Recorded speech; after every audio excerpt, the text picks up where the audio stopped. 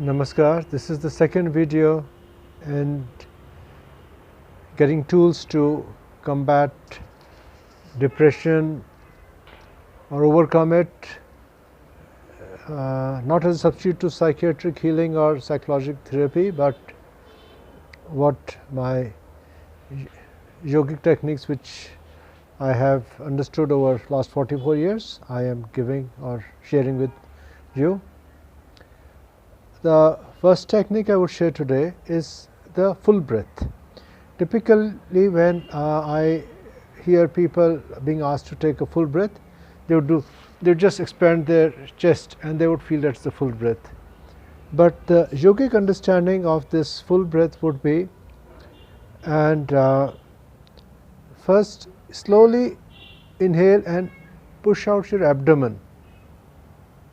Slowly inhale, push out the abdomen, and when you exhale, slowly pull in the abdomen.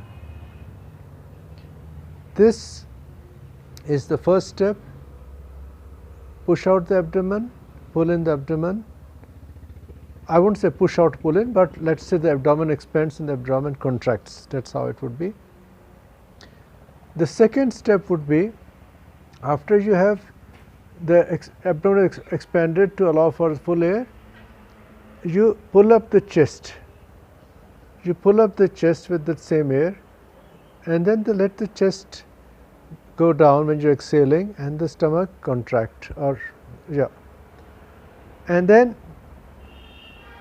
so it would be air coming in, the abdomen expanding, the chest rising, the chest sinking, and the abdomen contracting. Then there is a third step. The abdomen expands, the chest rises, then the chest expands sideways. Chest contracts, chest sinks, abdomen goes in. So again, abdomen expands, chest rises, chest expands, chest contracts, goes in, abdomen goes in. The fourth step would be in this. Now again the air coming in, the filling up the abdomen, the chest rising, the chest expanding, the shoulder blades rising, so allowing for as much air as possible, the shoulder blades rising, and then the shoulder blades coming down, the chest contracting, the chest sinking, and the abdomen going back. So again I will say the four steps would be, and this has to be done over stages. You first learn the first step. With the first step, the abdomen expands and contracts. Second stage, if you can, with the same inhalation, abdomen expands, the chest rises, the chest falls, abdomen contracts. And in the third step, the abdomen expands, chest rises, chest expands fully, and then the chest caves in, the chest contracts, the chest falls, sinks, and the abdomen contracts.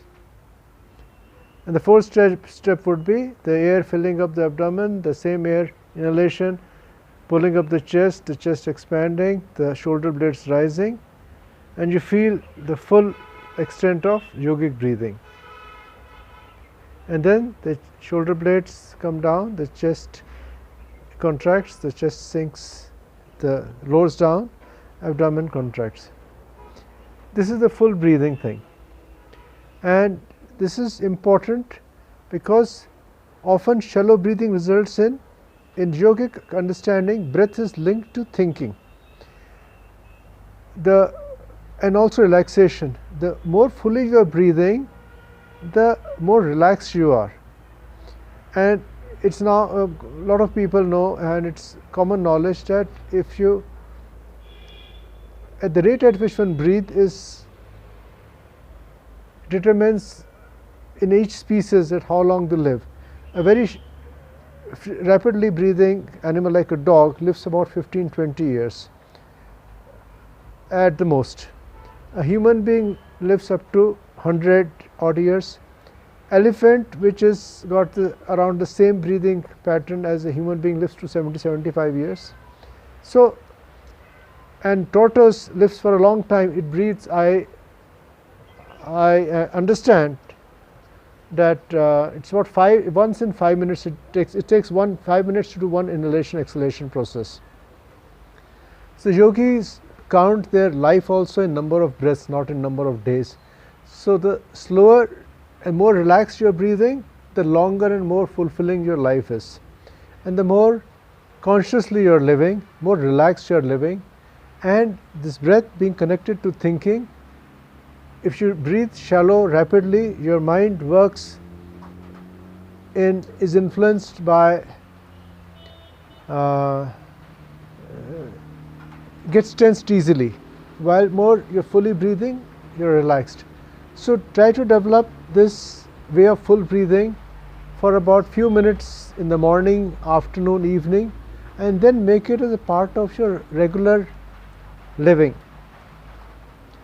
I would end this video with this. Next technique in the next video. Namaskar.